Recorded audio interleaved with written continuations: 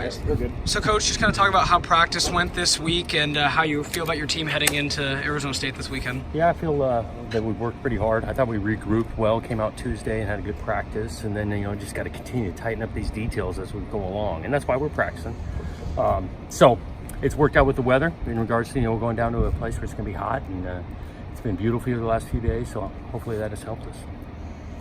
Injury front, how are things kind of going? I know you were optimistic about some guys. I know you still probably want to look through here, but just how are those guys kind of progressing? Anybody that will be back that you know of yet, or are you still waiting to kind of see? I don't think anyone's going to be back. We'll see on Teagan. He's been able to do a little bit.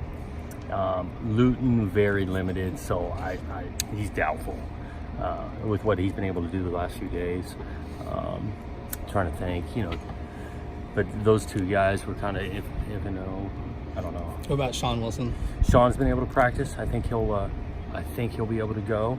I think Jaden Grant has a chance. He's missed the last week or two. He'll have a chance to be back.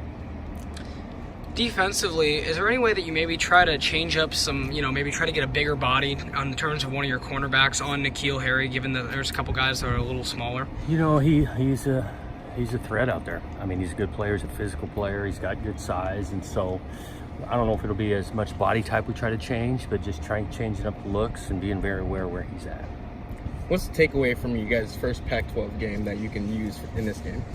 Well, you got to learn from it. I think the physicality, we need to be more physical. That shows up from that last game. I think there's always good players on these teams. I mean, throughout the league, you can just start naming them off, how many good players are on this league, and Arizona State's got a bunch of good players too. So the level of play goes up, and ours needs to follow.